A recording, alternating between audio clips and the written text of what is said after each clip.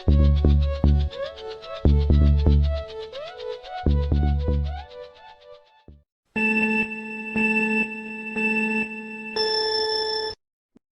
friends, thanks for tuning in to DeFi-Logic's TA Tuesday in the server every week at 10 a.m. Mountain Time. We have a partnership with Blowfin, and our Bitcoin, ETH, and Doge strategies are currently in beta testing on Ashbit. Join us in Discord to learn more. The link is in the video description below. In today's community call, we will review charts for Bitcoin, Ethereum, Solana, Gala, Shib, Doge, BNB, and for legacy markets, S&P 500, Dow Jones, NASDAQ, US dollar, US 10-year bonds, and finally, gold. And with that, over to Eddie. What's up, guys? See what we got going on this week. Price action is very interesting. First off, last week I was looking to short the retest here.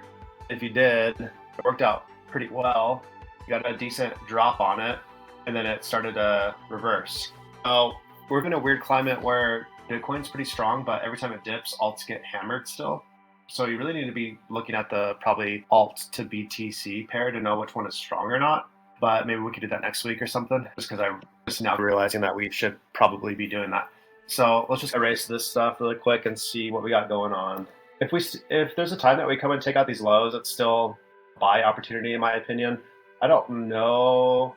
It would look really ugly at this point though, if it were to go down that far. So I don't think it should be like I'm not going to do anything unless that happens, because technically speaking here, we've had an internal market structure break. So this is like an internal low, also known as a higher low, right? And this was the market structure for it, and we had to close above it. So technically we've shifted bullish on Bitcoin, but it's just an internal shift. Like the actual one would be closes up here. So it's like good to be cautiously bullish on Bitcoin and any alt pair that is strong against Bitcoin. At this point, I would like for this zone to hold the low. I really wouldn't want any of these to get ran anymore. If it does, it would just look ugly, I think. If we came all the way down here, it would get another bounce, but then you'd want to short this 65.5 region. So really want to see this hold. I could use that entire candle just to be a little bit safer, because it's fine if it trades down into it a little bit further, but the general idea is this spot now, this stick. See, if I go into the 12-hour, it's like all right here. So I want to see this be another higher low, then make another higher high, ideally closing above this one at 73,000. That's the plan with Bitcoin for now. Just be the low, new high, and continue going up. And then just look to see who's strong against Bitcoin. We never broke down out of this zone, which is cool. So this never really came to fruition. And then we also did get some closes above this just yesterday, or Sunday, I guess that is. So seems like it's a bit stronger than Bitcoin. I haven't looked at its BTC pair, but it seems to be pretty good so far. Same thing, you have an internal shift. I'm gonna do this and just put like an actual line so it's crooked. Internal shift happened. I think the level I'd want to see held is basically the one it's already in.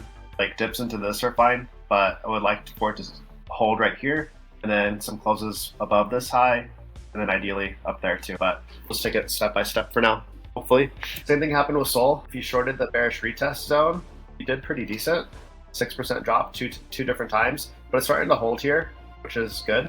Kind of forming like a low time frame range right here. I'd probably just call this the range high, right?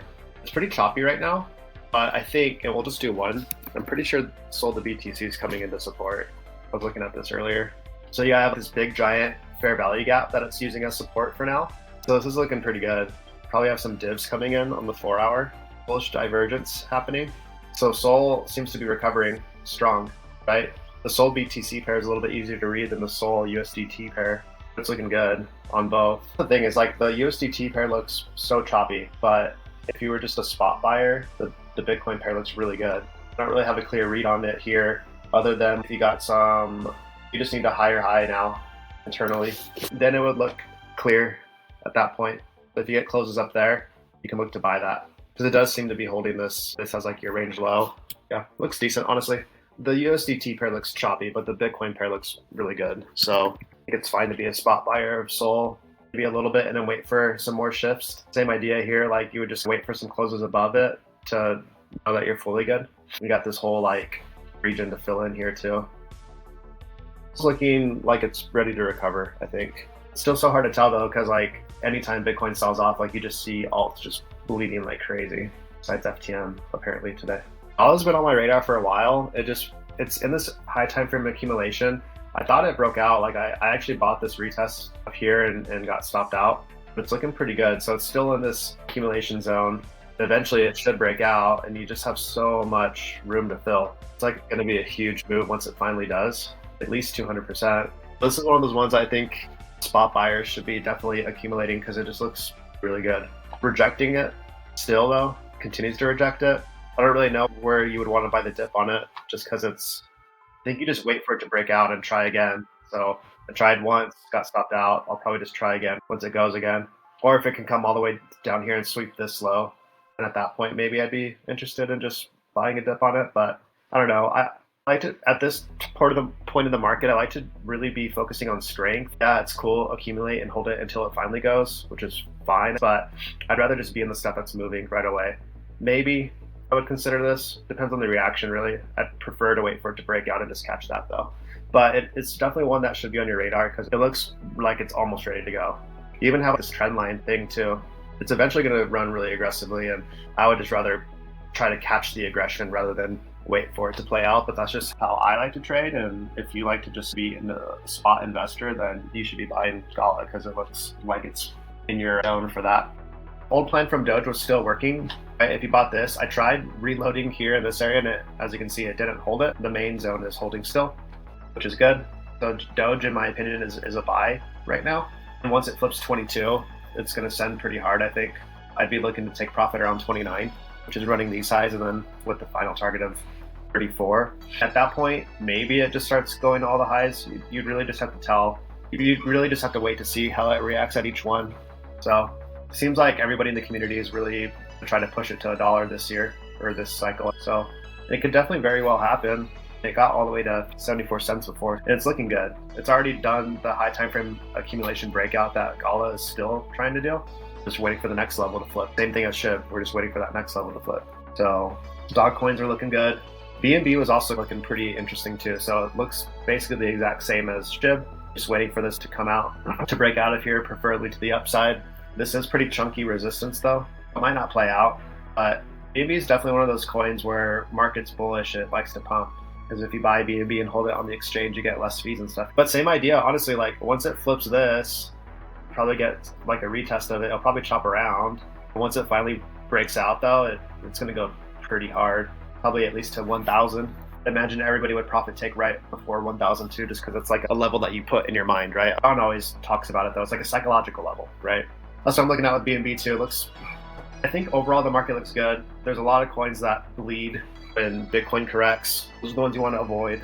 You just need to look at the alt to Bitcoin pair to see who's strong and who's not strong.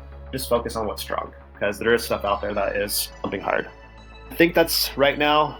We're almost to the point where we can all be happy bulls again, but just need a couple more levels to flip. That's it for now. Cool beans. Thanks, Eddie. And just remember that in a fundamental sense, Gala and Dogecoin both have like crazy high emissions. So they're like printing massive amounts of those tokens, token and coin, into supply. So definitely keep that in mind because the miners and the node miners for Dogecoin and the nodes for Gala will dump on your ass. They're going to get you. And with that, over to John. Thanks, Pepe. Appreciate it. I'm going to cover the legacy markets, and we always start out with S&P 500. So I'm going to look at that first, and then NASDAQ, Dow Jones, and we'll move on to dollar index. Basically, looking at the S&P 500, we had a double top. We came in with a double top. Wasn't too sure if it was going to form when we were here on the first part of April 2nd or April 1st, but we've definitely dropped down to the 1,500 level, and then we've traded down and now back up again at that 5,200 level. So the double top definitely was formed. Okay, so now we focus our attention on that 5,200 level, and you can see the standard deviation line, this black line, is moving up, and now the standard deviation line is so it's only 2 points away from the 5,200. So that level plus the standard deviation line being at that level, it's going to trade around this level today. Tomorrow is CPI numbers that come out pre-market at 8:30 Eastern Standard Time. So that's going to push this market either up or down. So unfortunately, all the legacy markets are data dependent on the economic news, and because the Fed is as well. So that's what we just got to play that out. What's it going to do? But this juncture where the standard deviation line is at 5,200, when the move happens tomorrow, up or down because of CPI numbers, it's going to have some momentum with it. But just to clarify, on the S&P 500, we do have a double top. DXY, you can see it popped up when crypto was hitting a little bit low in a malaise, going sideways, and then it's dropped back down. The DXY has, and again, we're going to hover around the standard deviation line. It has, you can see that though, it did go higher. It's got a higher high than the high it had back on February 13th. So I think it's still going to climb up because I don't think it's going to go down to this low. And you can see that this was a low, and then we have a higher low. And with this higher low combined with this higher high, I think the dollar index is going to keep going up.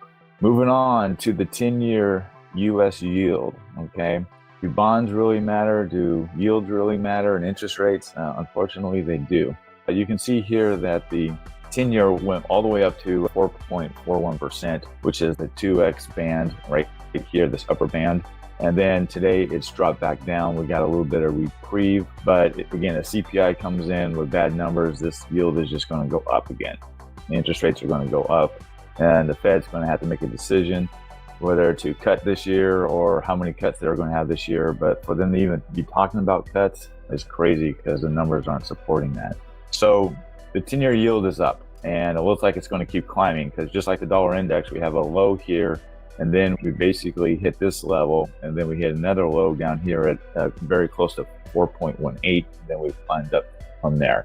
So this is looking actually positive, and you can see that the lower bands, the 3x band here and the 2x band here, are moving up. Standard deviation line's moving up, so it's got some support on that. Then last, gold. If you've been following any of my TA charts and mentioning gold left and right all the time in the chart channel, it just parabolic. It just keeps going up and up. You can see just one red day out of 2 weeks worth of moves. And now it's trading well above the 2,300 level. And as you can see right now, it's trading at 2346. This is unprecedented. We haven't seen anything like this, and at least I've been around for over 30 years in the markets, and I haven't seen anything like this. So something is really going on with gold, but it's just bullish, bullish, bullish on that. So maybe the insiders know something, maybe the smart money knows something, but gold is just going out of sight. All right, Pepe, I'll turn it back over to you. That's it for me. All right, thanks, John. Thanks, Eddie. That is it for this week.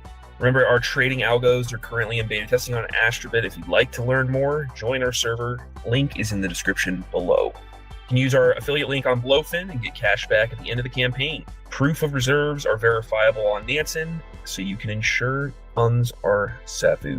GM friends. Join us next week in Discord for TA Tuesday at DeFi-Logic.com.